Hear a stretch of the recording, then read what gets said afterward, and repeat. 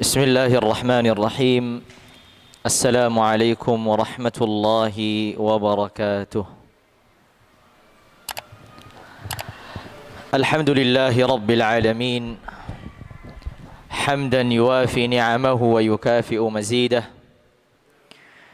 لك الحمد يا ربنا كما ينبغي لجلال وجهك وعظيم سلطانك. وأشهد أن لا إله إلا الله وحده ربي لا شريك له تعظيما لشانه. وأشهد أن سيدنا محمدا عبد الله ورسوله وصفيه من خير خلقه وخليله. والصلاة والسلام الأتمان الأكملان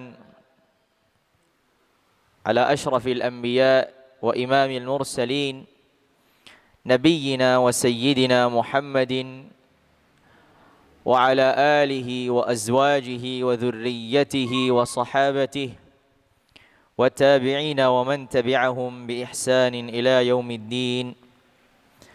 أما بعد. Hadirin sekalian yang dirahmati dan dimuliakan Allah Azza wa Jal, alhamdulillah pada kesempatan malam hari ini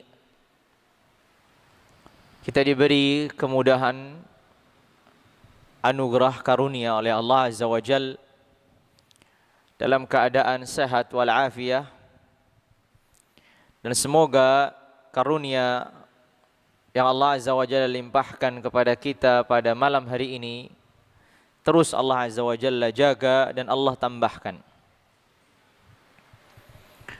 Hadirin sekalian yang dirahmati dan dimuliakan Allah Azza wa Jalla, malam hari ini kita melanjutkan kisahnya sahabat Rasulullah sallallahu alaihi wasallam sehidup semati. Kisahnya seorang yang paling mulia dan orang yang paling dicinta oleh Rasulullah sallallahu alaihi wasallam selama hidupnya. Kisahnya Khalifatu Rasulullah, penggantinya Rasulullah sallallahu alaihi wasallam setelah Allah wafatkan nabinya, yaitu Abu Bakar As-Siddiq radhiyallahu taala anhu ardah. Kisah Abu Bakar As-Siddiq radhiyallahu taala anhu ardah sudah kita bahas dalam beberapa pertemuan, dan ini pertemuan yang keempat tentang perjalanan kehidupan Abu Bakar As-Siddiq radhiyallahu taala anhu ardah bersama Rasulullah sallallahu alaihi wa ala alihi wa sahabati wasallam, juga bersama para sahabat. Sebagaimana kita mengenal Abu Bakar, atau dalam bahasa kita dikenal dengan Abu Bakar. Dalam bahasa Arab Abu Bakar, kafnya disukun sehingga bacanya Abu Bakar. Yang bernama Abdullah, namanya Abu Bakar itu Abdullah. Sedangkan Abu Bakar dipanggil Abu Bakar itu dikenal dengan kunyah, nama panggilan. Abu Bakar bernama Abdullah dan lengkapnya adalah Abdullah ibnu Abi Quhafah. Abdullah ibnu Abi Quhafah. Ayahnya Abu Bakar yang juga berkunyah Abu Quhafah namanya Uthman. Maka Abdullah ibnu Uthman atau Abdullah ibnu Abi Quhafata radhiyallahu taala anhuma wa ardahuma. Abu Bakar As-Siddiq ini adalah di antara keluarga sahabat yang langka, dikarenakan ayah dan ibunya Abu Bakar masuk Islam. Kemudian Abu Bakar beserta istri-istrinya juga masuk Islam. Kemudian putra-putrinya Abu Bakar juga dalam kondisi Islam. Sehingga 3 generasi semuanya bertemu Rasulullah sallallahu alaihi wasallam tiga generasi ini menjadi sahabat-sahabat Nabi. Abu Quhafah, sang ayah, sang putra, yaitu Abu Bakar, dan sang cucu. Di antara cucunya adalah istrinya Rasulullah SAW, ibunda Aisyah radhiyallahu taala anha wa ardhaha. Abu Bakar As-Siddiq, atau yang dikenal tadi dengan nama Abdullah ibnu Abi Quhafah radhiyallahu taala anhu wa ardhah, di antara sahabat-sahabat Nabi dari kalangan muhajirin. Kita mengenal sahabat-sahabat Rasulullah sallallahu alaihi wasallam itu terbagi sebelum takluknya kota Makkah. Sebelum takluknya kota Makkah, sahabat Nabi itu terbagi menjadi muhajirin dan ansar. Seorang sahabat muhajir artinya yang berhijrah dari kota Makkah menuju kota Madinah dan menetap di kota Madinah. Begitu pula ada sahabat yang dikenal dengan muhajirin, ansar. Ansar ini adalah sahabat-sahabat Nabi yang menjadi penolong dari sahabat-sahabat muhajirin dan penolong Nabi di kota Madinah. Sehingga ada namanya muhajirin, ada namanya ansar. Muhajirin itu jamak, kata yang menunjukkan lebih daripada dua. Mufradnya muhajir, begitu artinya muhajir orang yang berhijrah. Kalau muhajirin berarti orang-orang yang berhijrah. Begitu juga ansar, itu juga jamak yang mufradnya nasir, penolong. Orang-orang yang menolong. Abu Bakar As-Siddiq radhiyallahu taala anhu ardhah adalah salah satu sahabat Rasulullah dari kalangan muhajirin. Artinya beliau termasuk orang yang melakukan perjalanan hijrah. Dan perjalanan hijrah Abu Bakar ini perjalanan hijrah yang paling istimewa. Dikarenakan ia berhijrah bersama dengan Nabi sallallahu alaihi wa ala alihi wa sahabatihi wasallam. Dan perjalanan hijrah Rasulullah sallallahu alaihi wasallam dengan Abu Bakar kita pernah kisahkan pada pertemuan bagian yang ketiga. Kita akan mengisahkan dari malam hari ini adalah sesampainya Abu Bakar As-Siddiq di kota Madinah. Abu Bakar As-Siddiq radhiyallahu taala anhu ardhah yang menemani, menyertai Rasulullah sallallahu alaihi wasallam dalam safar hijrahnya ini, ketika sampai di kota Madinah, Ibunda Aisyah radhiyallahu taala anha wa ardhaha menceritakan, mengisahkan. Kata Ibunda Aisyah, Rasulullah sallallahu alaihi wasallam saat sampai di kota Madinah ini adalah suatu kota yang terkenal dengan penyakitnya. Kota Madinah ini suatu kota yang terkenal dengan penyakitnya. Kata Ibunda Aisyah radhiyallahu taala anha wa ardha, "Auba'u ardillahi minal humma." Kota yang paling memiliki wabah. Dan di antaranya adalah panas. Penyakit panas. Para sahabat-sahabat Rasulullah sallallahu alaihi wasallam wa radhiyallahu anhum ajma'in sampai di kota Madinah, mayoritasnya terkena penyakit kota Madinah ini, kecuali Rasulullah. Kata Ibunda Aisyah, para sahabat Nabi terkena penyakit kota Madinah dan Allah memalingkan penyakit ini dari nabinya. Sehingga Rasulullah sallallahu alaihi wasallam tidak terkena penyakit kota Madinah. Disebutkan dalam beberapa periwayatan bahwasanya di antara sebab datangnya penyakit di kota Madinah ini adalah buah-buahannya dan air yang diminum oleh para sahabat-sahabat Rasulullah SAW pada waktu itu. Ketika mereka memakan dari makanan atau dari buah-buahan kota Madinah, meminum dari airnya, mereka terkena penyakit. Ada juga periwayatan yang lain menyebutkan bahwasanya sebenarnya penyakit ini adalah penyesuaian. Karena sahabat-sahabat Nabi SAW yang berhijrah itu sebelumnya mereka tinggal di Makkah. Dan Makkah secara cuaca lebih baik ketimbang kota Madinah. Sehingga sampainya di sana mereka perlu adaptasi. Tapi apabila kita melihat dari sabda Nabi SAW dan nanti sikapnya beliau menunjukkan memang terlepas dari itu sebab-sebab yang ada, kota Madinah ini terkenal dengan penyakitnya. Kota Madinah ini terkenal dengan penyakitnya. Sehingga di antara sahabat-sahabat Rasulullah sallallahu alaihi wa ala alihi wa sahabati wasallam yang diuji dengan penyakit kota Madinah adalah Abu Bakar. Abu Bakar As-Siddiq radhiyallahu taala anhu wa ardhah diuji dengan sakit panas yang sangat tinggi sampai menyebabkan ia tidak sadar apa yang diucapkan. Begitu diceritakan Ibunda Aisyah. Sampai ia mengucapkan kata-kata yang menurut Ibunda Aisyah ini kata-kata terucap karena panas yang tinggi.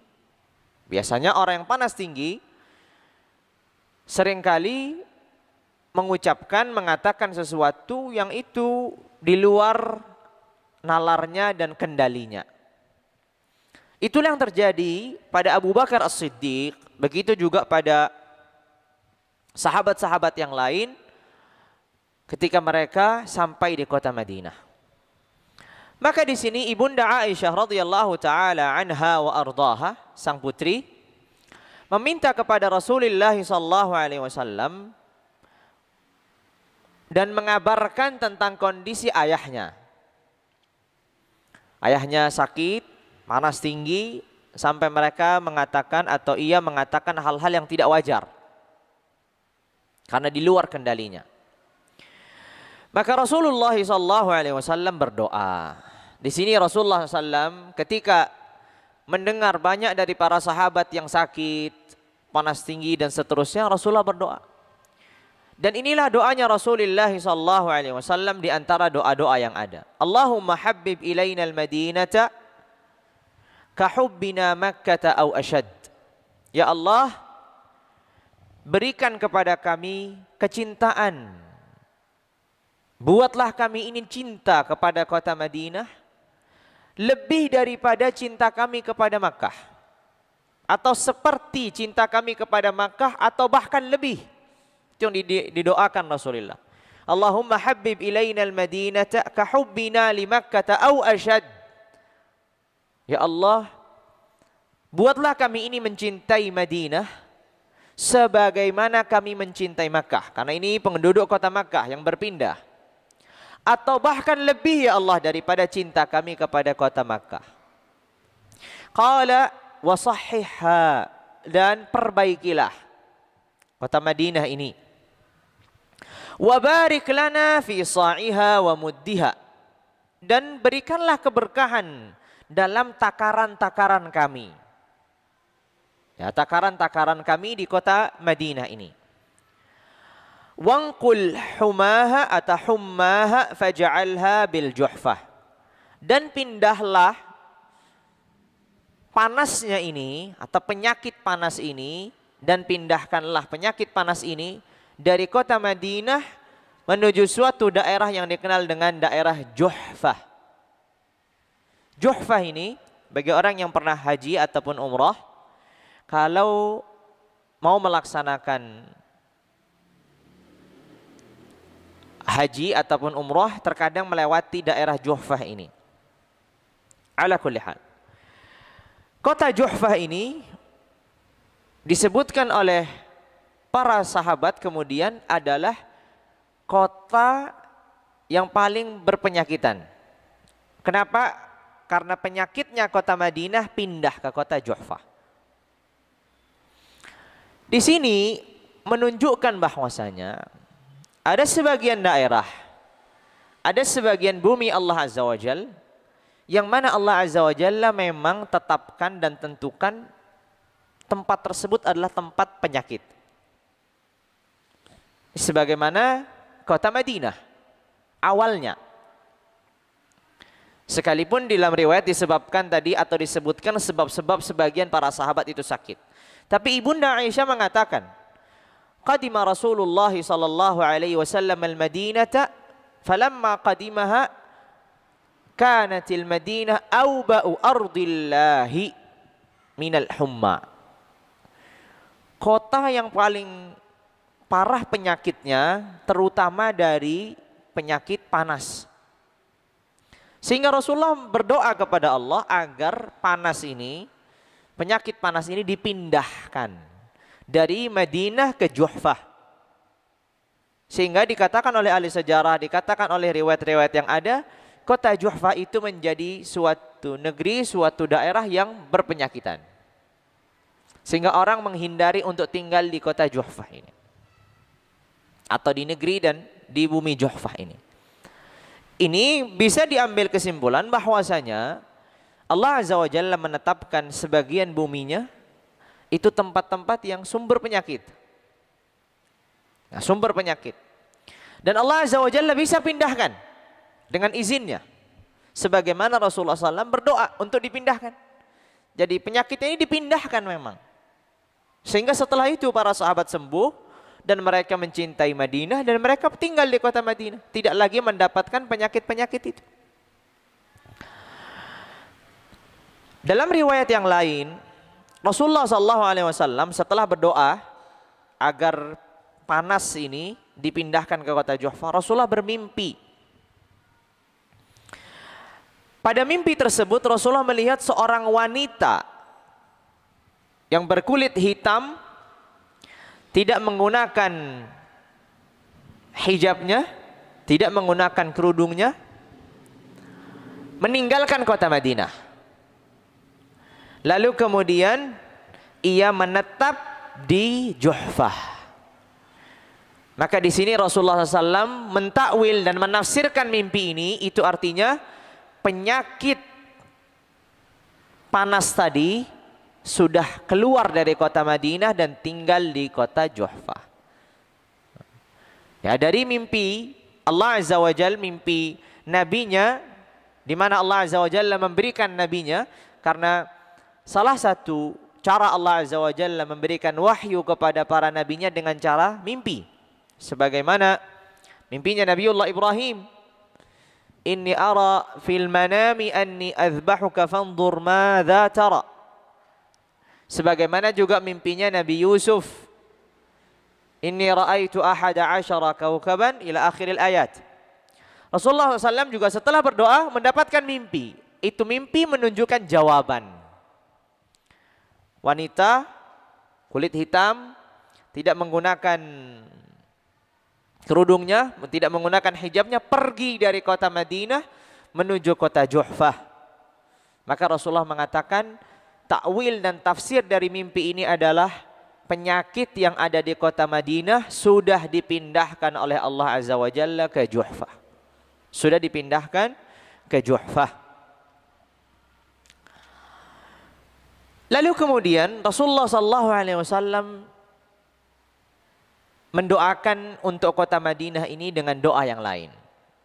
Tadi permintaan Rasulullah agar mereka dibuat cinta terhadap kota Madinah, agar Allah memberkahi takaran-takaran mereka, agar Allah Azza wa Jalla memindahkan penyakit kota Madinah ini ke Juhfah.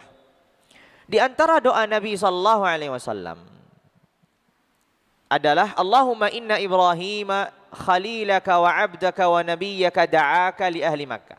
Ya Allah, sesungguhnya Ibrahim kekasihmu, hambamu, nabimu telah berdoa untuk ahli Makkah, untuk kebaikan ahli Makkah. Wa ana Muhammadun abduka wa nabiyyuka wa rasuluka ad'uka li ahli al-Madinata aw li ahli al-Madinati mithli ma da'aka bihi Ibrahim li ahli Makkah. Aku adalah Muhammad, aku adalah hambamu, aku adalah nabimu, aku adalah utusanmu. Aku meminta dan aku berdoa untuk kebaikan ahli Madinah sebagaimana permintaan Ibrahim kebaikan untuk ahli Makkah. Ini permintaan Nabi. Jadi Nabi mengatakan kepada Allah, ya Allah, Engkau mengetahui bahwasanya Ibrahim telah mendoakan kebaikan untuk ahli Makkah. Aku sebagai nabimu, sebagai utusanmu, sebagai hambamu, aku seorang Muhammad juga meminta kebaikan untuk penduduk Madinah sebagaimana nabimu Ibrahim meminta kebaikan untuk penduduk Makkah. Lalu kemudian Rasulullah berdoa, nad'uka an tubarika lahum fi sa'ihim wa muddihim wa thimarihim.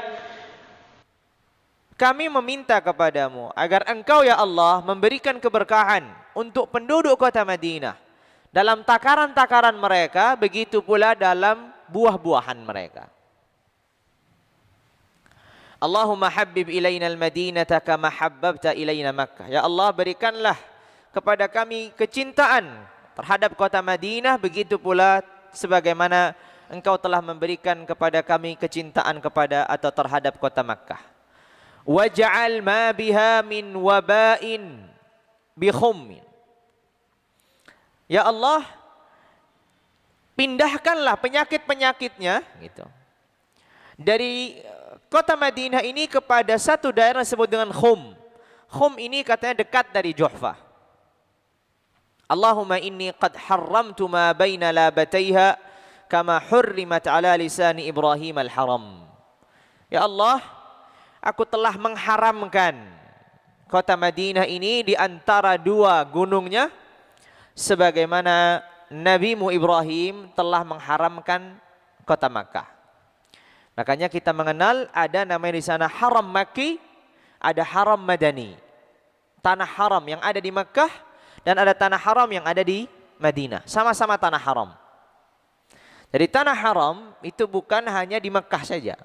Artinya tanah haram maksudnya tanah yang dimuliakan.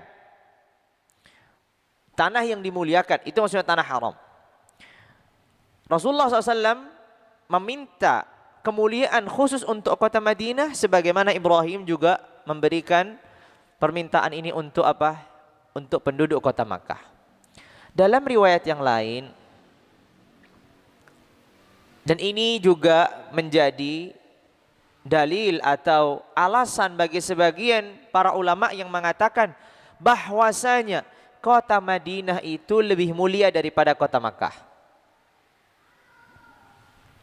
Yang kita kenal dan yang ma'ruf di kalangan para penuntut ilmu, di kalangan para ulama adalah kota Makkah lebih mulia daripada kota Madinah. Tapi ada sebagian para ulama mengatakan kota Madinah itu lebih mulia daripada kota Makkah. Mengapa? Karena ada doanya Nabi SAW yang berbunyi, Allahumma ja'al lil Madinah dhi'fai ma ja'alta li Makkah. Ya Allah, jadikanlah apa-apa yang di Madinah ini, keberkahan, kebaikannya, 2 kali lipat yang engkau jadikan di kota Makkah. Ya Allah, jadikanlah kebaikan, keberkahan yang ada di kota Madinah ini 2 kali lipat dengan apa yang kau berikan di kota Makkah. Maka sebagian para ulama mengatakan ini menunjukkan kebaikan, keberkahan yang ada di kota Madinah 2 kali lipat lebih daripada kebaikan dan keberkahan yang ada di Makkah. Sehingga kota Madinah lebih baik daripada kota Makkah. Apapun itu, perbedaan di kalangan para ulama ada, walaupun mayoritas ulama mengatakan Makkah lebih mulia daripada kota Madinah, namun sebagian yang lain mengatakan kota Madinah lebih mulia daripada kota Makkah. Kemudian kisah yang berikutnya, setelah Abu Bakar As-Siddiq radhiyallahu taala anhu ardhah menetap di kota Madinah bersama juga Nabi, bersama juga para sahabat dari kalangan Muhajirin, juga bertetanggaan dengan kalangan Ansar, mulailah aktivitas membangun peradaban Islam, di mana Rasulullah SAW menjadikan Abu Bakar adalah tangan kanannya, orang yang paling terpenting dalam kehidupannya, terlebih dalam membangun kekuatan Islam di kota Madinah. Sehingga Abu Bakar As-Siddiq radhiyallahu taala anhu ardah di antara para sahabat yang tidak pernah terlewatkan berperang bersama Nabi sallallahu alaihi wasallam. Seluruh peperangan Nabi sampai akhir hayatnya Rasulullah, Abu Bakar selalu hadir. Seluruh peperangan Nabi dari mulai awal sampai akhir, Abu Bakar selalu hadir. Tentu ini suatu kemuliaan seorang sahabat Rasulullah SAW yang selalu hadir dalam seluruh perjuangan peperangan Rasulullah SAW. Bahkan Abu Bakar As-Siddiq radhiyallahu taala anhu ardah lebih daripada itu, di saat Rasulullah SAW tidak bisa hadir dalam peperangan, Abu Bakar yang diutusnya. Nanti kita akan melihat ada beberapa peperangan di mana Rasulullah SAW mengutuskan Abu Bakar untuk memimpin pasukan kaum muslimin. Namun seluruh peperangan yang dipimpin langsung oleh Rasulullah SAW, maka Abu Bakar As-Siddiq radhiyallahu taala anhu ardah selalu menyertai, membersamai Rasulullah. Kita akan lihat bagaimana kebersamaan Abu Bakar As-Siddiq radhiyallahu taala anhu ardah bersama Rasulullah sallallahu alaihi wasallam.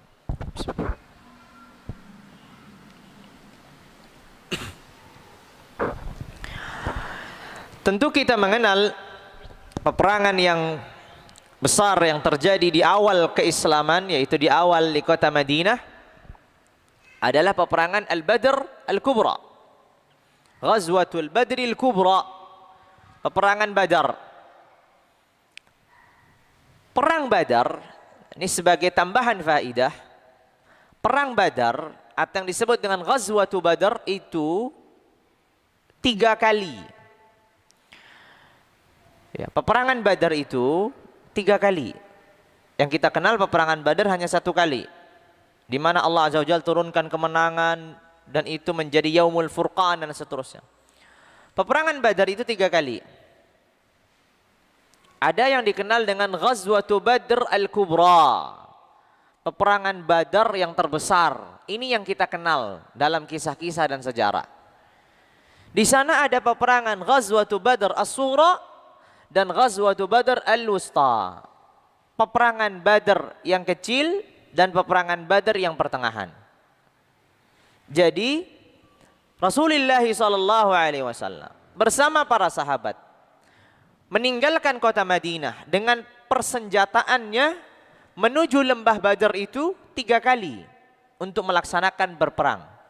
Hanya saja peperangan yang paling besar yang terjadi adalah yang dikenal dengan peperangan Ghazwatul Badrinil Kubra, peperangan Badar terbesar. Itu yang disebutkan Allah Azza wa Jalla dengan Yaumul Furqan, peperangan pemisah, pembeda antara kebaikan dan kebatilan, antara kebenaran dan kebatilan, dan kebaikan dan keburukan, yang Allah Azza wa Jalla sebutkan di dalam Al-Quran. Namun sekali lagi Rasulullah SAW bersama para sahabat meninggalkan kota Madinah dan menuju lembah Badar ini 3 kali untuk melawan musuh-musuh Allah dari kalangan orang-orang kafir. Hanya saja yang kita kenal dan perang yang paling dahsyat adalah yang dikenal dengan Ghazwatul Badr Al-Kubra. Ada As-Sughra yang kecil, ada Al-Wusta pertengahan. Abu Bakar As-Siddiq perannya di dalam Ghazwatul Badr Al-Kubra, kita lihat ketika Rasulullah sallallahu alaihi wa ala alihi wa sahabati wasallam sampai di Badar. Badar ini nama suatu tempat, suatu lembah di antara pegunungan disebut dengan Badar. Makanya peperangannya dinamakan Ghazwatul Badar, peperangan yang terjadi di tempat yang namanya Badar. Ketika Rasulullah SAW sampai, begitu juga para sahabat sampai di lembah atau di tempat Badar ini, kita mengetahui Rasulullah SAW dan para sahabat memilih untuk tinggal dan bertempat di pusat air. Mana air atau sumber air yang terbesar, disitulah mereka menetap, dan sumber-sumber air yang ada di sekitarnya semuanya dihancurkan, ditutup. Itu kan cara Rasulullah SAW untuk melawan musuh agar mereka tidak mendapatkan air, sehingga mereka mau nggak mau harus merebut air dari kaum muslimin. Sampainya Rasulullah di tempat ini, tentu itu berkat musyawarah, berkat usulan dari beberapa sahabat yang mengusulkan agar Rasulullah menetap atau tentara kaum muslimin itu dekat dengan sumber yang terbesar, dan sumber-sumber air yang lainnya dihancurkan agar orang-orang kafir ketika datang nanti nggak punya air, kehabisan air. Setelah Rasulullah SAW di situ menetap, Abu Bakar As-Siddiq radhiyallahu taala anhu ardah bersama beliau, menyertai beliau. Di situ ada sahabat-sahabat terpilih yang dekat dengan beliau. Kemudian Sa'ad bin Mu'adz radhiyallahu taala anhu ardah mengatakan kepada Nabi, "Ya Nabi Allah, wahai Nabi Allah, tidakkah sebaiknya kami bangunkan untuk dirimu itu panggung, gitu, singgasana, sehingga engkau beristirahat di situ, engkau menetap di situ. Kalaupun terjadi peperangan, engkau cukup melihat, tidak perlu terjun langsung. Dan engkau persiapkan kendaraanmu, sehingga apabila peperangan ini ternyata menghasilkan yang tidak diinginkan, engkau bisa pertama kali langsung pergi meninggalkan kami. Dan ada orang-orang yang tersisa di kota Madinah mencintai dirimu, bahkan mereka tidak, atau kami di sini tidak lebih mencintai daripada mereka." Itu usulannya Sa'ad bin Mu'adz. Jadi Sa'ad bin Mu'adz mengusulkan Rasulullah dibuatkan singgasana, begitu, tempat yang tinggi untuk Rasulullah istirahat. Kemudian disiapkan pula kendaraan.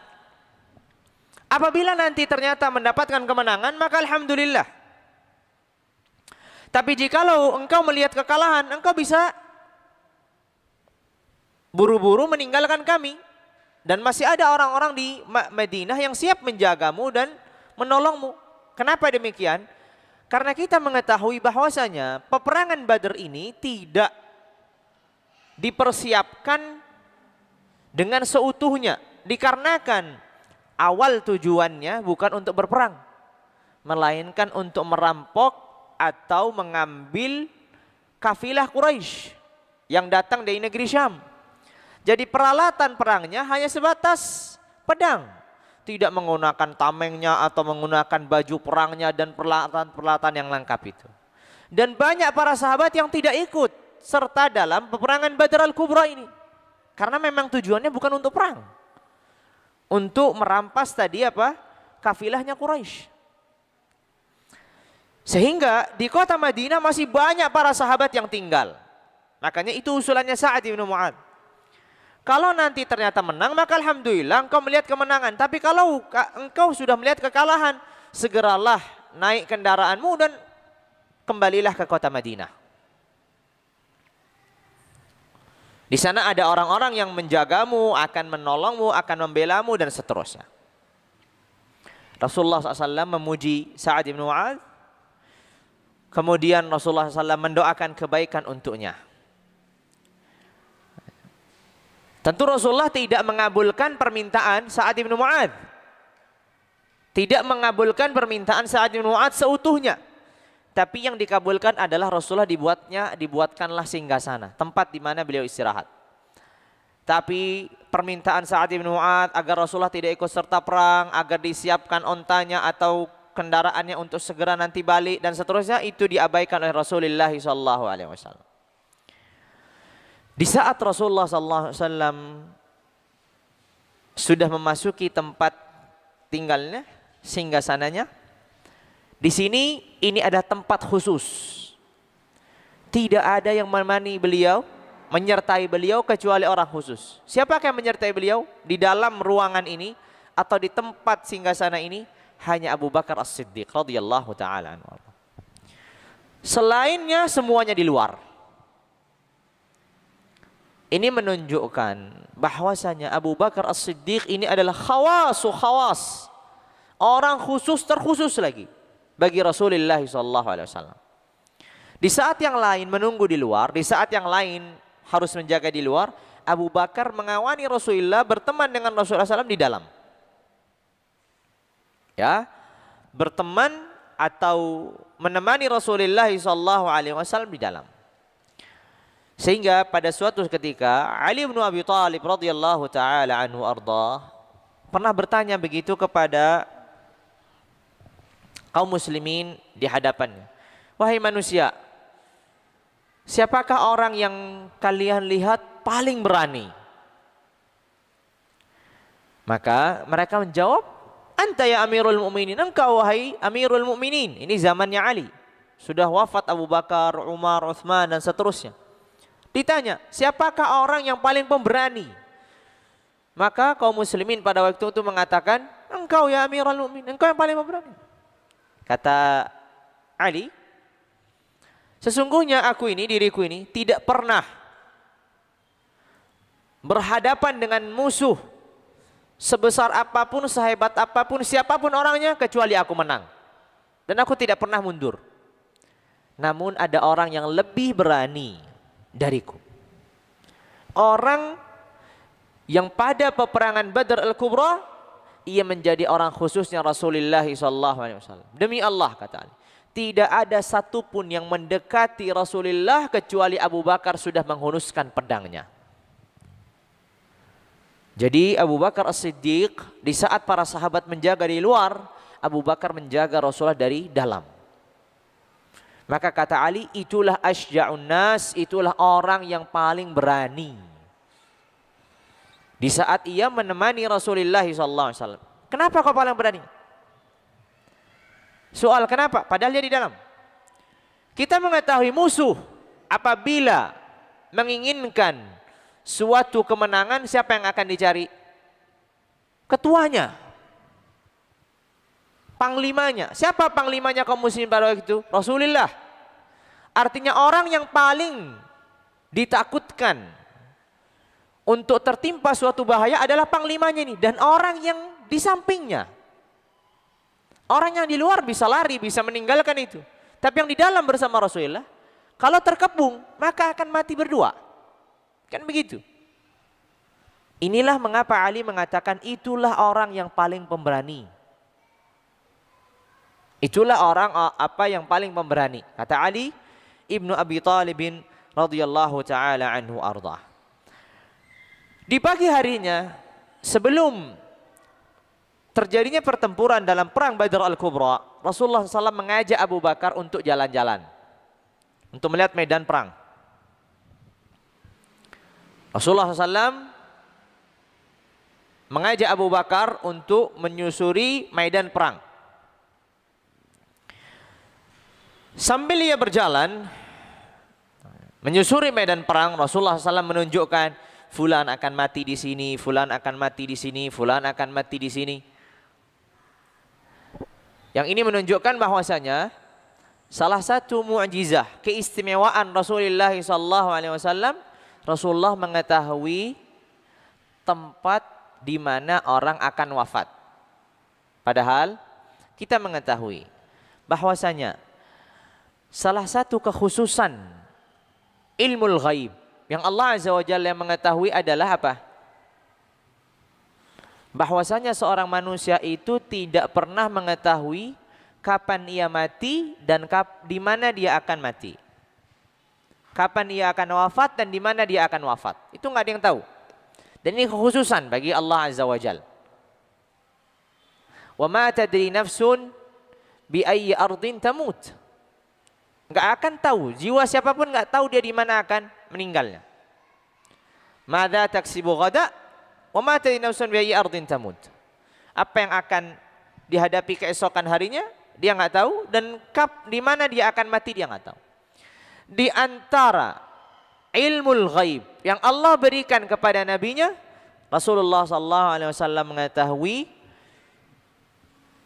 beberapa orang akan matinya di mana. Maka Rasulullah mengatakan di sini dia akan mati, di sini dia akan mati. Kemudian setelah terjadi pertempuran, benar apa yang dikatakan Nabi, orang itu mati di mana Rasulullah menggariskan garisnya di situ. Ini mukjizah dan ini kekhususan. Makanya ada sebagian penyair mengatakan bahwasanya salah satu pengetahuan Nabi itu adalah ilmu Allah yang ada di Lauhul Mahfuz.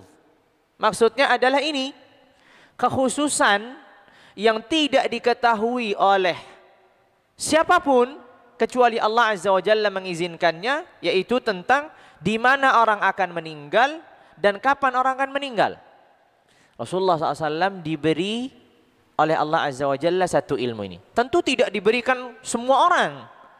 Dirinya pun tidak mengetahuinya. Tapi ada sebagian orang Allah berikan ilmu tersebut. Rasulullah mengetahui fulan akan mati besok di sini, di tempat ini. Fulan akan mati di tempat ini. Dan itu hanya Allah Azza wa Jalla yang mengetahui. Malaikat maut pun tidak tahu.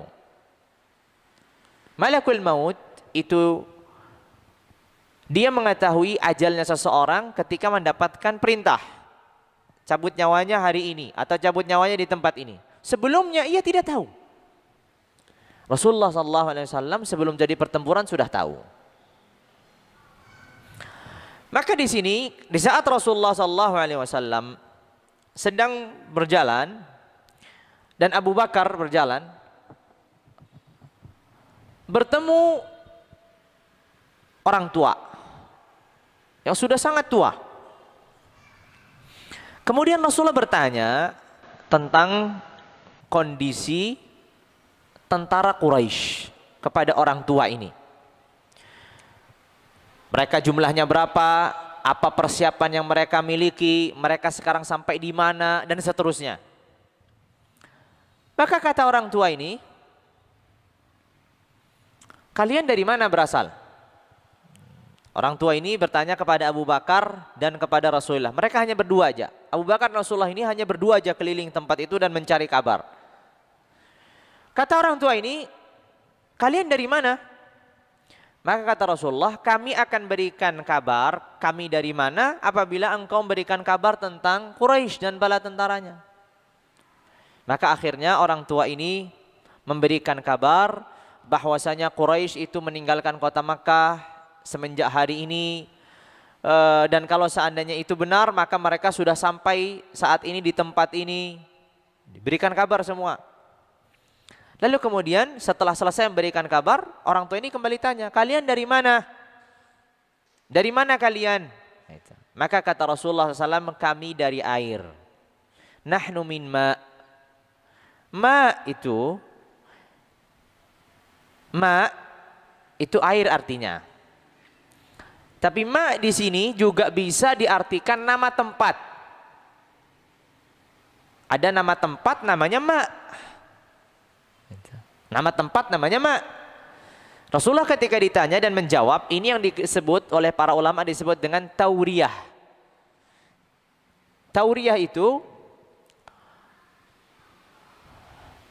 mengatakan suatu perkataan yang memiliki beberapa kemungkinan, tapi yang dimaksudkan adalah kemungkinan yang terkecil dan kemungkinan yang jauh, bukan kemungkinan yang jelas atau yang lebih zahir.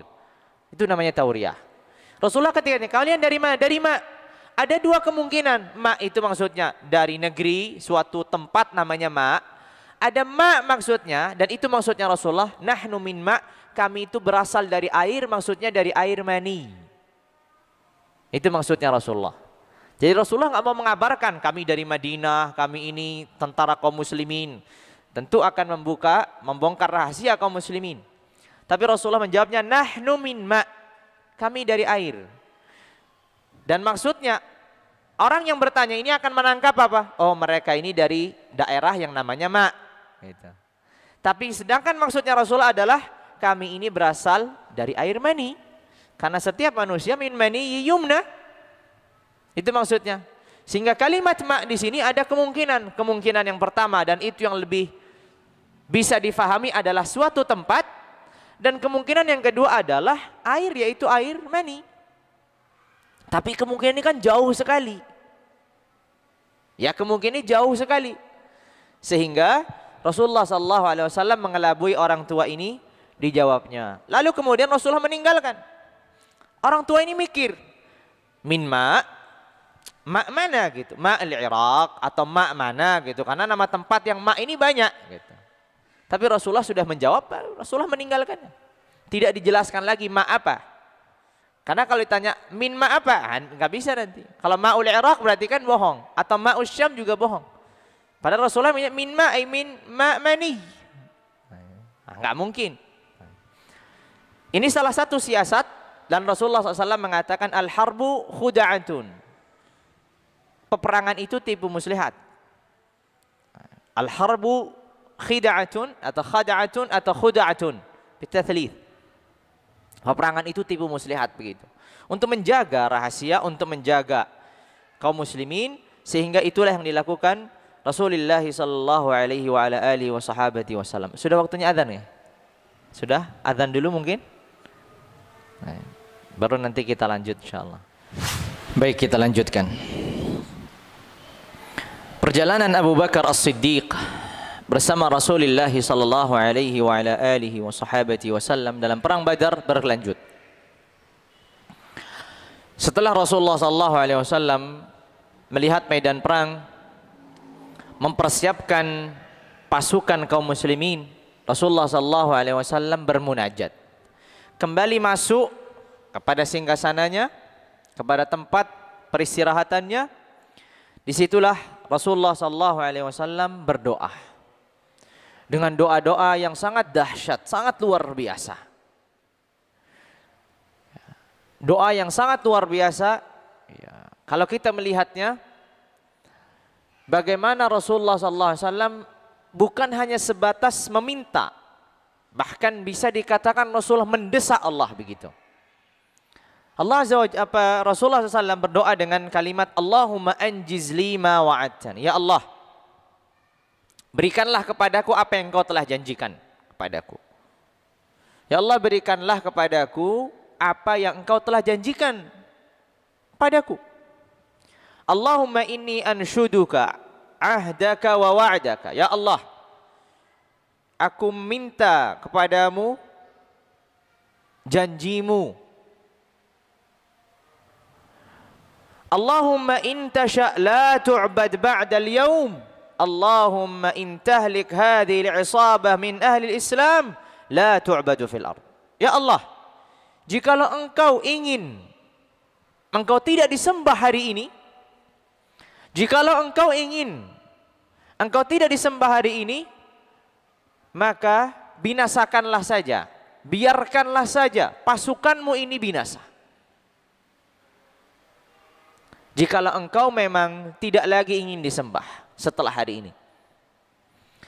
Kita kalau melihat ini, doanya Rasulullah SAW ini bukan doa yang biasa. Bukan hanya doa Allahumma gfirli, Allahumma arhamni, atau Allahumma misalkan zidni ilman nafi'an atau yang lain. Bukan. Doa dalam tanda kutip ada desakan gitu. Di mana Rasulullah SAW benar-benar meminta kepada Allah Azza wa Jalla agar menurunkan pertolongannya. Ini kata-kata Rasul yang terakhir ini, ya Allah, jikalau Engkau tidak ingin, jika Engkau ingin tidak disembah setelah hari ini, kalau Engkau tidak ingin disembah setelah hari ini, maka binasakan saja seluruh pasukanmu ini. Maksudnya pasukan kaum muslimin. Kalau Engkau tidak ingin disembah lagi, binasakan saja. Biarkan mereka menuju kebinasaannya. Karena kita mengetahui bahwasanya peperangan Badar itu pasukan kaum muslimin 300 sekian dan pasukan orang-orang kafir 1000, 3 kali lipat. Sehingga besar sekali pertempuran pertama, namun sangat dahsyat. Kalau ada sebelumnya pengalaman, mungkin berbeda ceritanya. Tapi ini 300 lawan 1000. Menakjubkan. Sehingga inilah doanya Rasulullah SAW kepada Allah Azza wa Jalla. Abu Bakar tentu di dalam singgasananya Rasulullah, sehingga apa yang didoakan Rasulullah itu Abu Bakar mendengarnya. Karena Rasulullah SAW ini berdoa, lama sekali berdoanya. Sampai saking dahsyatnya berdoa, ridanya, pakaian bagian atasnya ini sampai jatuh. Gitu. Saking benar-benar dan sungguh-sungguh berdoanya. Merengeknya di hadapan Allah Azza wa Jalla. Maka Abu Bakar As-Siddiq merasa kasihan kepada Nabi SAW. Ini benar-benar nampaknya Nabi ini dalam posisi terpojokkan sekali. Takut sekali kalau ada kekalahan. Akhirnya Abu Bakar As-Siddiq radhiyallahu ta'ala anhu ardah mendekapnya dari belakang. Membenahkannya. Jadi setelah tadi pakaian yang bagian atasnya menggeser atau jatuh, Abu Bakar As-Siddiq merapikannya kembali, kemudian memeluknya Rasul dari belakang. Lihat ya, orang yang bisa melakukan ini tentu orang-orang khusus. Normalnya orang, para sahabat Rasulullah SAW nggak berani mendekat sama Rasulullah. Abu Bakar As-Siddiq mendekap Rasulullah. Bukan hanya sebatas salaman atau mendekap Rasulullah. Rasulullah dipeluknya dari belakang. Ya Rasulullah gitu. Hasbuka ya Rasulullah. Alhahta ala rabbik fa innahu sayunjizu laka ma wa'adak. Sambil membenahi, sambil mendekap Rasulullah. Ya Rasulullah, cukup ya Rasulullah. Rabbmu Tuhanmu akan memenuhi, akan menurunkan pertolongannya, akan memenuhi janjinya. Cukup engkau berdoanya Rasulullah. Tentu Abu Bakar As-Siddiq radhiyallahu taala anhu ardah tidak memberanikan ini kecuali Abu Bakar melihat kondisi Rasulullah sallallahu alaihi wasallam yang sangat luar biasa merengeknya di hadapan Allah Azza wa Jalla. Maka Abu Bakar datang untuk menenangkan. Abu Bakar datang untuk mengingatkan, untuk memotivasi. Kenapa demikian? Menjadi satu faedah. Salah satu sebab seorang itu dikabulkannya doa ketika ia meyakini doa tersebut akan dikabulkan. Dan salah satu doa itu tidak terkabulkan, salah satu sebab doa itu tertolak, tidak dikabulkan adalah ketika ia meragukan bahwasanya doa ini tidak akan diterima. Kondisi Rasulullah SAW yang seperti ini, Abu Bakar khawatir Rasulullah SAW akan berprasangka kepada Allah tidak akan mengabulkan doanya, sehingga Abu Bakar di sini memotivasi Rasulullah untuk mencukupkan doanya dan meyakini bahwasanya Allah akan mengabulkan doanya. Lihat perannya Abu Bakar. Ini menunjukkan bahwasanya Abu Bakar As-Siddiq radhiyallahu taala anhu ardah sekalipun dalam riwayat-riwayat, hadis-hadis yang disampaikan Rasulullah yang sampai kepada kita, jarang sekali kita mendengarkan an Abi Bakar As-Siddiq qala sami'tu Rasulullah. Kan enggak, jarang kita mendengar begitu. Yang paling banyak Abu Hurairah, Ibnu Umar, Aisyah, kan begitu. Namun para ulama mengatakan kefakihan Abu Bakar, keilmuan Abu Bakar itu tampak dalam kondisi-kondisi gawat, dalam kondisi-kondisi yang genting. Dan disinilah orang itu diuji keilmuannya. Seorang yang matang ilmunya, seorang yang bijaksana dalam mengambil sikap-sikapnya, itu akan teruji dalam kondisi-kondisi yang sempit. Kalau dalam kondisi lapang, dalam kondisi bebas, dalam kondisi berkuasa, tidak akan teruji. Tapi teruji di saat kondisi-kondisi yang seperti ini. Makanya, salah satu contoh yang dicontohkan oleh para ulama, keilmuan Abu Bakar, kefakihan Abu Bakar yang tampak adalah ketika sesaat setelah Rasulullah SAW wafat, barisan kaum muslimin terpecah belah. Banyak dari kabilah-kabilah Arab yang murtad, sebagian yang lain lagi tidak mau memberikan zakat. Kota Madinah masih dalam keadaan berkabung, tapi Abu Bakar dengan keteguhan imannya mengatakan, kita akan perangi semua yang keluar dari Islam dan semua yang enggan untuk membayar zakat. Makanya di situ Umar, para sahabat semuanya lihat Abu Bakar berdiri di satu bagian, mayoritas para sahabat berdiri di bagian yang lain, menolak Abu Bakar untuk memberangkatkan tentaranya Usamah bin Zaid. Dua, memberatkan tentara-tentara yang memerangi kabilah-kabilah yang keluar dari Islam. Karena kita pun kalau melihat secara politik begitu, kita akan melihat para sahabat ini sedang susah. Rasulullah baru saja wafat. Banyak dari kabilah-kabilah keluar dari Islam. Bagian dalam Madinah perlu ditata, perlu dikuatkan, perlu dibangkitkan. Banyak dari kalangan sahabat yang tidak percaya dengan wafatnya Nabi. Harus diperkuat, harus diperkokoh barisan kaum muslimin dalam. Tapi yang dilakukan Abu Bakar justru tentaranya Usamah tetap harus diberangkatkan. Kenapa? Karena ini tentara yang diminta Rasulullah untuk berangkat, maka harus berangkat. Padahal bisa saja diakhirkan dulu tentara ini nanti untuk memperkuat benteng Madinah agar nanti kalau ada serangan, kan mungkin sekali serangan itu datang bertubi-tubi ke kota Madinah, terkepung kota Madinah. Tapi Abu Bakar abaikan itu semua. Mengapa? Satu, tentaranya Usamah ini adalah tentaranya Rasulullah. Rasulullah sudah memberangkatkan, maka ia harus berangkat. Yang kedua, Rasulullah SAW sudah mengatakan bahwasanya umirtu an uqatilan nas, aku diperintahkan untuk memerangi manusia sampai mereka bersyahadat, salat dan zakat. Kalau mereka memisah-misahkan, maka aku akan perangi. Wallahi lau mana'uni aqalan, kata Abu Bakar, demi Allah, kalau manusia semua akan menghalangiku, menarik untaku, apa yang telah dikatakan Rasulullah ini aku akan terapkan. Maka Umar bin Khattab saat melihat kekokohan Abu Bakar, Umar ini termasuk yang menghalangi Abu Bakar untuk memberangkatkan tentara-tentara ini untuk memerangi kabilah-kabilah yang ada. Tapi setelah melihat jawaban Abu Bakar, araftul haqqa fi wajhi, kata Umar, aku melihat kebenaran itu ada di wajahnya. Inilah kebenaran, inilah keimanan yang sesungguhnya. Lihat, disinilah kefakihan seseorang, keilmuan seseorang tampak. Dan ternyata benar, apa yang dilakukan Abu Bakar itu adalah sikap yang benar. Dan seketika tunduk. Makanya kan dikatakan salah satu penyelamatan terbesar yang pernah terjadi dari kemurtatan kaum muslimin yang ramai-ramai itu adalah penyelamatan Abu Bakar. Tidak bisa dibayangkan kalau dibiarkan, maka murtadnya ini akan merajalela.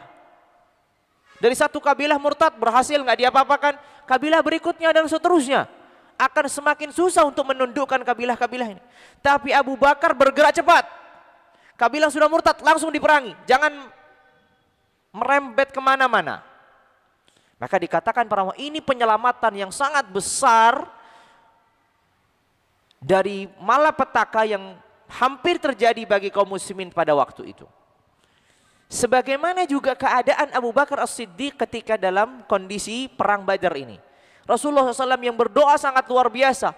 Kata-katanya pun sudah sangat luar biasa kepada Allah. Abu Bakar melihat dan takut. Jangan sampai Rasulullah meragukan apa yang Allah janjikan. Karena kalau Rasulullah sudah meragukan apa yang dijanjikan Allah, ini akan berbahaya dan berdampak pada doa tersebut. Maka Abu Bakar mendekap Rasulullah SAW dari belakang. Menguatkan, ya Rasulullah, cukup ya Rasulullah. Allah akan mengabulkan, Allah akan menepati janjinya kepadamu. Cukup. Dan benar, Rasulullah SAW menyelesaikan doanya, menyudahi doanya, dan Allah Azza wa Jalla turunkan pertolongan setelah itu. Ini penyelamatan besar ini. Nggak tahu apa yang terjadi jikalau Rasulullah SAW berbalik arah sebagaimana ditakutkan Abu Bakar As-Siddiq. Cobaan.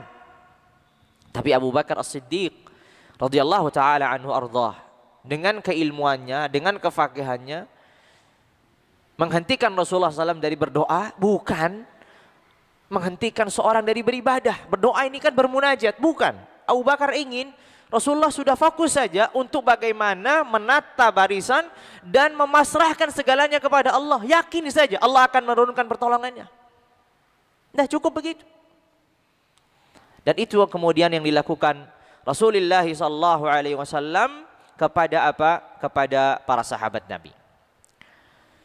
Peperangan terjadi.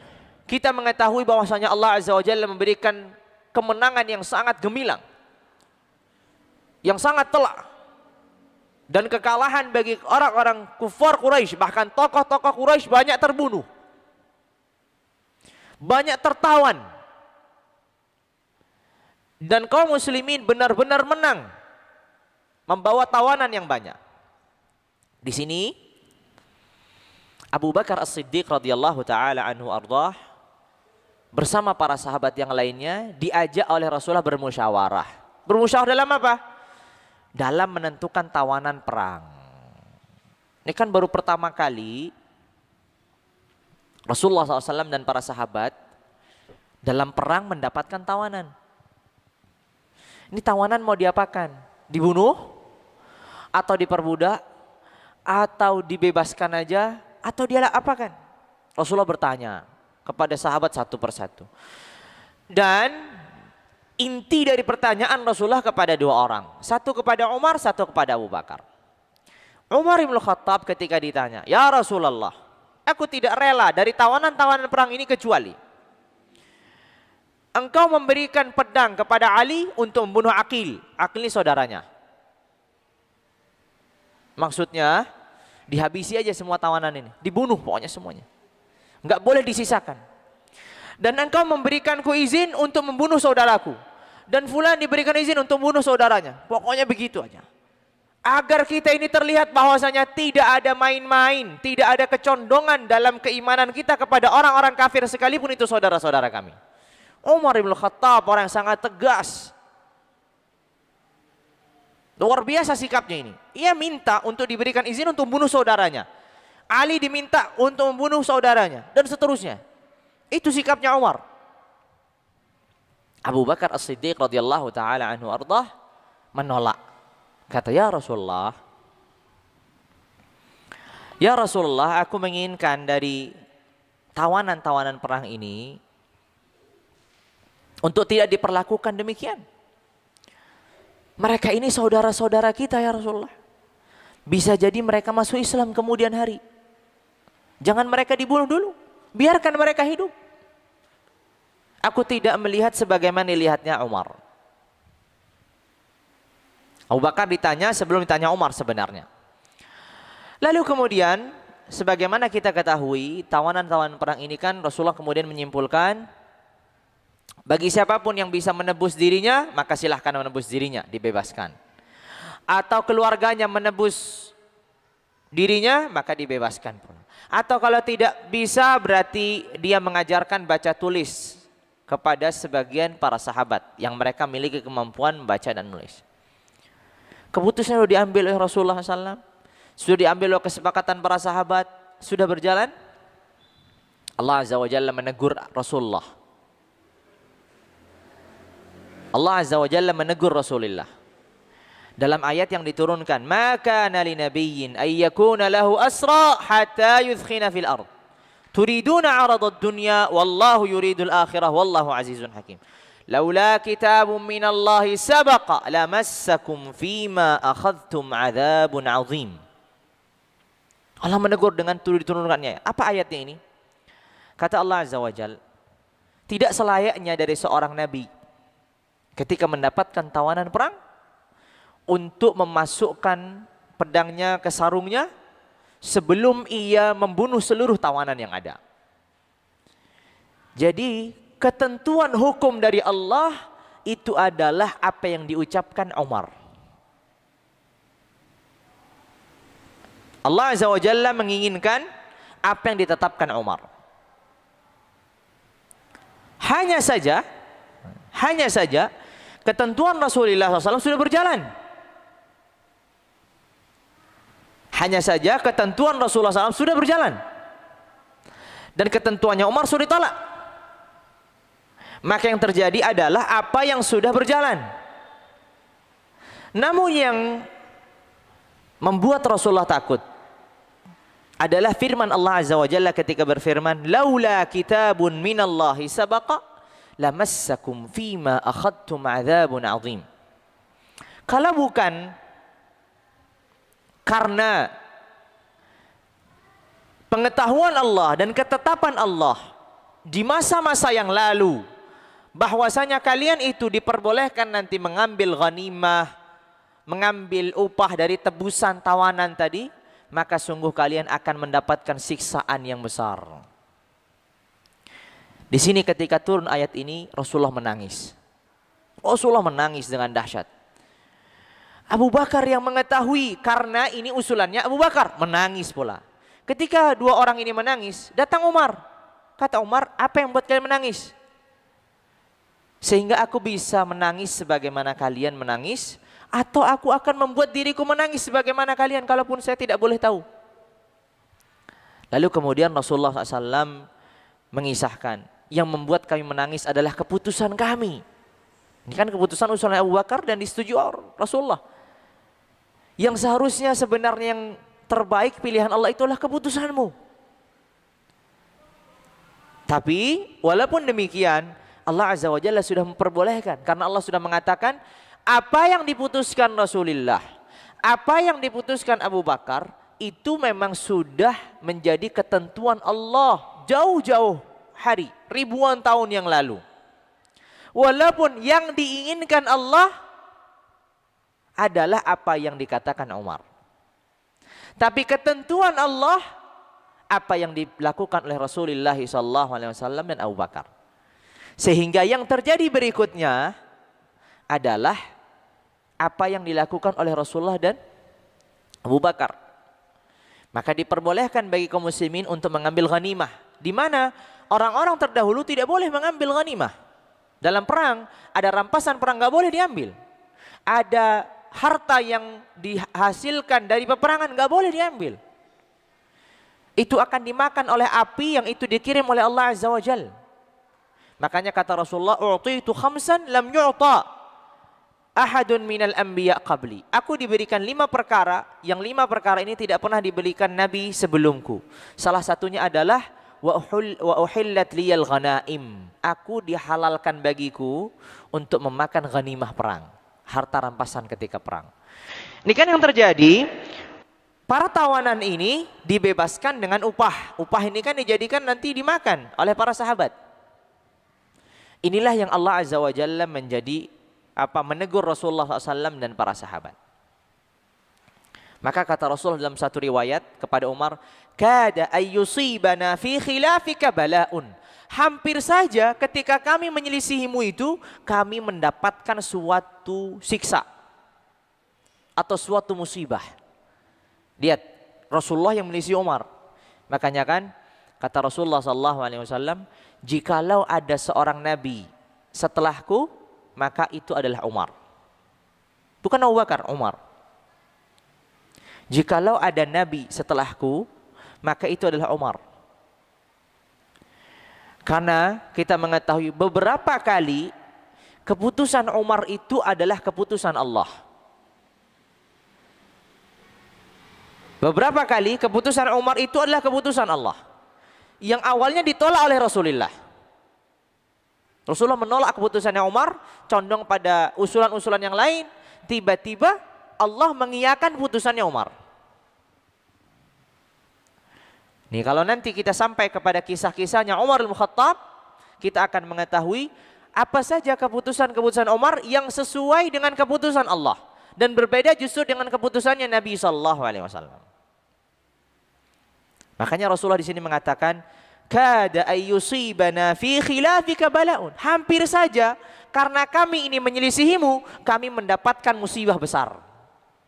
Kami mendapatkan siksa. Karena menyelisihi Umar. Rasulullah dan Abu Bakar menyelisihi Umar. Bukan menyelisihi Umar sebenarnya, tapi menyelisihi apa yang diinginkan Allah. Melalui lisannya Umar yang diucapkan. Yang terucap. Namun sekali lagi, kalau kita belajar kemudian dalam fikih, tawanan perang itu nanti dikembalikan kepada panglima atau orang yang berkuasa, seorang hakim, pemerintah. Apakah tawanan ini dibebaskan secara percuma, maksudnya secara gratis, tidak ada imbalan, ataukah harus ditebus, ataukah dijadikan mereka budak, ataukah mereka dibunuh? Itu semua dikembalikan kepada al-imam. Maksudnya al-imam adalah pemerintah. Dan itu kemudian yang terjadi dalam peperangan-peperangan berikutnya. Ada sebagian peperangan, tawanan-tawanan perang ini dibunuh semuanya. Kecuali anak-anak dan wanita. Ada sebagian yang lain, mereka dibebaskan. Mereka dibebaskan. Ada sebagian yang lain tadi ditebus. Dan seterusnya. Maka para ulama menyimpulkan bahwasanya dengan kondisi yang beragam dan macam-macam ini, tawanan-tawanan perang itu dikembalikan kepada al-imam, kepada pemerintah. Terserah apa yang dilakukan, tentu sesuai dengan ijtihad yang terbaik untuk kaum muslimin. Kalau yang terbaik untuk kaum muslimin mereka dibunuh agar kaum muslimin tidak lagi ada musuh, maka itu keputusan. Atau yang terbaik adalah justru mereka ini diperbudak dan dibagikan di antara kaum muslimin, itu juga keputusan. Atau yang terbaik kaum muslim butuhkan harta, misalkan satu tawanan harus ditebus dengan sekian-sekian misalkan harta, dan itu harta bisa digunakan untuk kaum muslimin, maka itu juga keputusan. Maka semuanya dikembalikan kepada al-hakimu atau kepada al-imam. Namun di awal keislaman, sebelum ada hukum yang ditentukan oleh Allah Azza wa Jalla, ini kan perang Badar, perang pertama dan mendapatkan tawanan. Rasulullah nggak tahu harus melakukan apa. Belum datang firman dari Allah, maka Rasulullah melakukan musyawarah kepada para sahabatnya. Enaknya diapakan ini? Dibunuh, dibebaskan, atau ditebus, atau diperbudak, atau bagaimana? Lalu kemudian keputusan Rasulullah SAW pada waktu itu, mereka dibebaskan dengan cara ditebus. Maka datang Abbas menebus dirinya, menebus Aqil. Datang misalkan anaknya, putrinya Rasulullah SAW, Zainab, menebus suaminya Abil As bin Rabi'. Misalkan, dan yang lainnya saling menebus, begitu dibebaskan. Ada sebagian yang mengajari kaum muslimin baca tulis, kemudian dibebaskan, dan seterusnya. Dan seterusnya. Namun itu terjadi di awal Islam, setelah kemudian terjadi peperangan, Rasulullah sikapnya berbeda-beda. Ada sebagian semuanya dibunuh. Sebagaimana kisahnya Bani Quraidah, tawanan semua dibunuh. Kecuali anak-anak dan wanita yang dijadikan apa? Budak. Ada juga sebagian dibebaskan setelah mereka diperbudak, seperti Taif, ya, Ghatafan dalam perang Hunain, semua sudah ditawan, kemudian mereka masuk Islam, kemudian diminta untuk dikembalikan, maka dikembalikan. Setelah diperbudak tadinya, kemudian dikembalikan begitu saja, walaupun harta rampasannya sudah dimiliki kaum muslimin. Sehingga kisahnya Abu Bakar As-Siddiq radhiyallahu taala anhu ardah bersama sahabat, bersama Rasulullah SAW adalah kisah-kisah yang menakjubkan. Ini adalah kisah kebersamaan Abu Bakar dan peran beliau dalam peperangan Badar. Tentu masih ada peran-peran beliau dalam peperangan-peperangan berikutnya, tapi waktunya mungkin sudah cukup gitu, atau boleh nambah? Sudah cukup nggak ya? Sudah cukup. Lain waktu insyaallah azza wajal, masih panjang. Abu Bakar nanti, apa perannya Abu Bakar dalam perang Uhud? Kalau perang Badar ini kan perang yang menang, gitu, meraih kemenangan. Kalau perang Uhud ini adalah perang yang dahsyat. Apa peran Abu Bakar dalam perang Uhud? Apa peran Abu Bakar nanti dalam perang-perang yang lainnya? Ketika Abu Bakar menjadi seorang panglima, dan bagaimana kisahnya bersama para sahabat yang lainnya, itu insyaallah azza wajal kita akan lanjutkan pada pertemuan-pertemuan yang akan datang.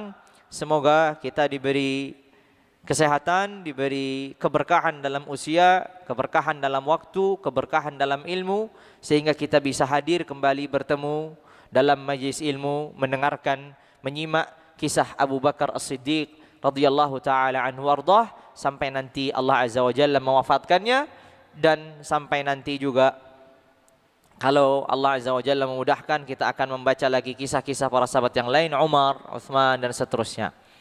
Semoga yang saya sampaikan dan kita simak bersama pada malam hari ini ilmu yang bermanfaat, dan Allah azza wajalla tuliskan keberkahan di dalamnya, dan semoga Allah azza wajalla memberikan kepada kita ampunannya, rahmatnya, memberikan selalu kesehatan bagi kita, keberkahan usia, keberkahan beramal, keberkahan ilmu, memberikan kesembuhan bagi saudara-saudari kita, bagi orang-orang yang kita cintai yang sedang diuji, memberikan rahmat, memberikan ampunan bagi saudara-saudari kita yang telah mendahului kita dan wafat. Dan semoga Allah Azza wa Jalla kembali lagi mempertemukan kita dalam keadaan yang diridhoinya. Sampai di sini kita tutup dengan kafaratul majlis. Subhanakallahumma wa bihamdika asyhadu an la ilaha illa anta astaghfiruka wa atubu ilaik. Wassalamu alaikum warahmatullahi wabarakatuh.